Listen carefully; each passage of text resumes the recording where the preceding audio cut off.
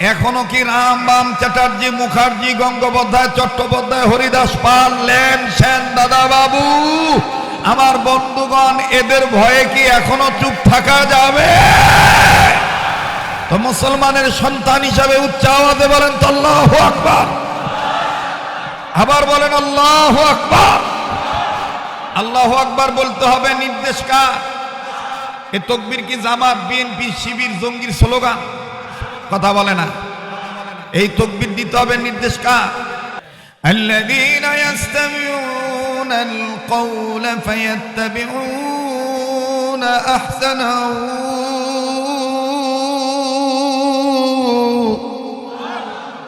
আমি কি গান গাইলাম? তো এত আস্তে আল্লাহু আকবার বলতেছেন কেন? এশার আজান যদি দেয় উঠাউটি করবেন না, নির্ধারিত সময় এখানে আপনাদেরকে বিদায় দেওয়া হবে, টেনশন করবেন না। একটু সময় 10-15 মিনিট চাই নিতেছি, কষ্ট হইতেছে আপনাদের? তো কোরআন তেলাওয়াত করলে ভালো লাগে না খারাপ লাগে? মুমিনদের সামনে কোরআন তেলাওয়াত করলে মুমিনদের দিল আল্লাহর ভয়ে নড়ে ওঠে, তাদের কাছে থেকে ঈমান বেড়ে যায়। এ কথা কোরআনে আছে না নাই? ইন্নামাল মুমিনুনা আল্লাযীনা ইযা যুকিরাল্লাহু ওয়াজিলাত কুলুবুহুম ওয়া ইযা তুলিয়াত আলাইহিম আয়াতুহু যাদাতহুম ঈমানা।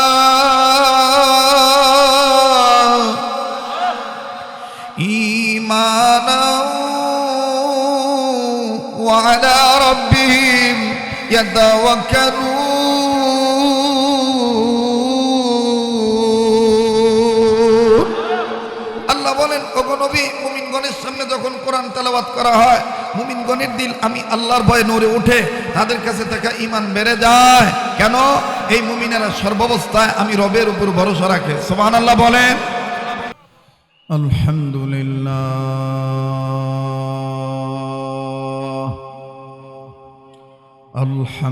আলহামদুলিল্লাহি রাব্বিল আলামিন ওয়াসসালাতু ওয়াসসালামু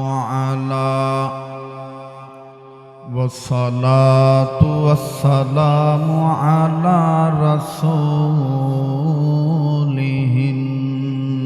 নাবিয়্যিল কারীম।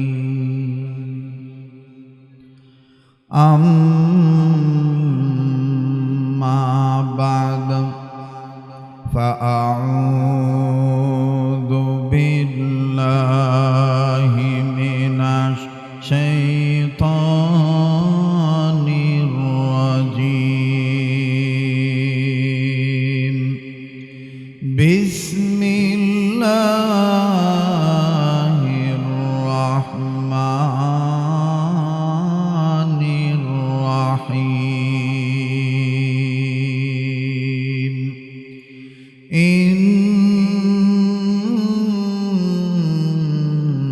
إنه لقرآن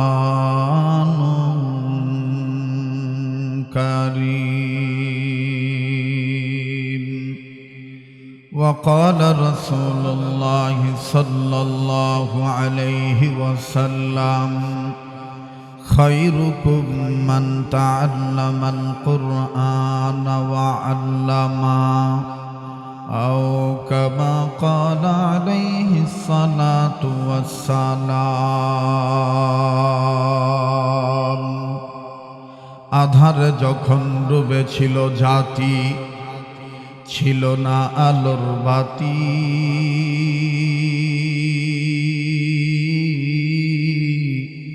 বর্বরতার অন্ধকারে পৌঁছে মানব জাতি। আধারে যখন ডুবেছিল জাতি, ছিল না আলোর বাতি,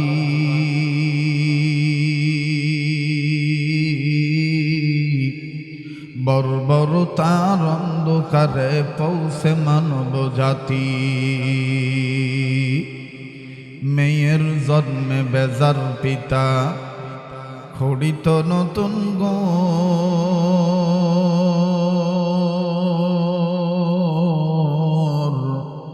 কন্যা সন্তান জন্মিলে মায়ের কাঁপিত সেবন্তর সেই সে কঠিন বর্বরতার যুগে সেই সে কঠিন জাহিলিয়াতের যুগে মোদের আল্লাহর আশীর্বাদ ধরণী মাঝে পাঠিয়ে দিলেন রাসূল মুহাম্মদ সাল্লাল্লাহু আই বেড়াদার হিফজ কুরআন গুশিদার সাউন্ড একটু বাড়াও বাবা সাউন্ড আরো বাড়াও আই বেড়াদার হিফজ কুরআন গুশিদার জাগে শাদি নিস্তে দুনিয়া গুশিদার আই বেড়াদার হিফজ কুরআন গুশিদার জাগে শাদি নিস্তে দুনিয়া হুশদার খানদানে কুরআন বুয়াদ জিক্রে লিসান হর কে রাই নিস্তে হস্ত আজ মুফলিসা রং ধনুকে কে সাজালো দিয়ে রঙের মাখামাখি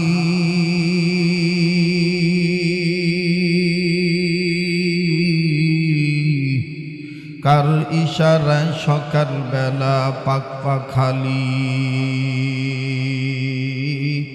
কিচির মিচির করে করে ডাকা ডাকি ফুল বাগানে কার উসিলায় ফুটে রং বেরঙের ফুল